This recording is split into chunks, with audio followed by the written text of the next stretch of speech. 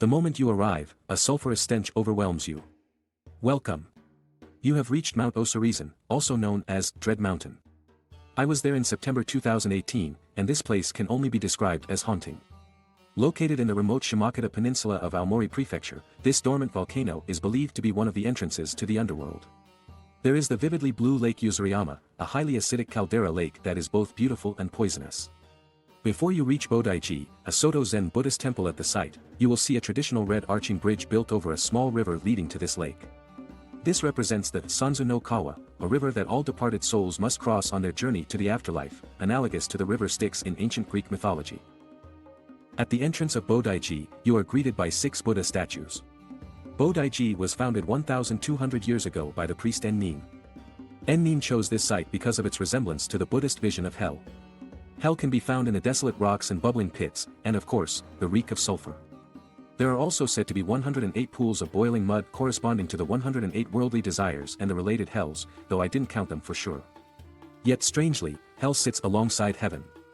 Surrounding this site are 8 forested mountains, resembling the 8 petals of the lotus on which Amitabha Buddha sits in his western paradise. My experience is that Mount Osore is indeed a power spot.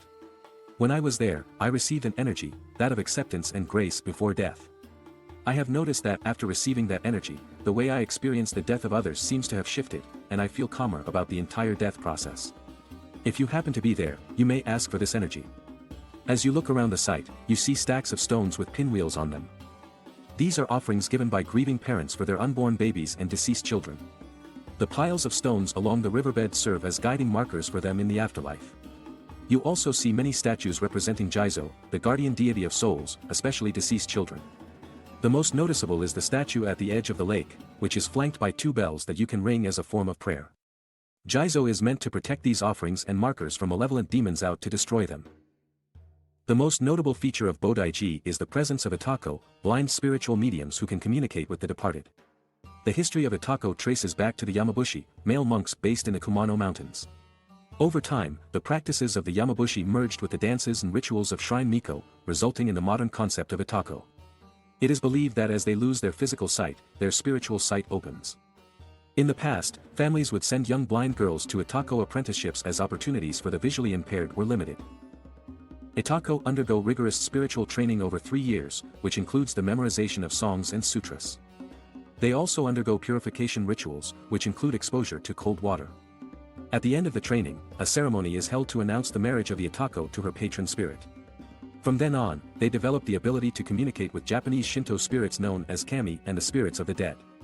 Depending on the spirit they are wed to, the Itako can play roles from communicating with the deceased to praying for a bountiful harvest and linking mothers with the spirits of their deceased babies. Each ceremony is accompanied by its own distinct ritual. For instance, during the Mizuko-kyo ceremony, dedicated to mothers who have lost children through miscarriage, abortion, or complications during childbirth, the Itako assigns a name to the unborn child and invokes a protective spirit.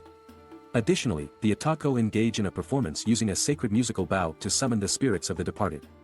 For their work, Itako carry artifacts, like a box with protective charms, and beaded necklaces made of animal bones.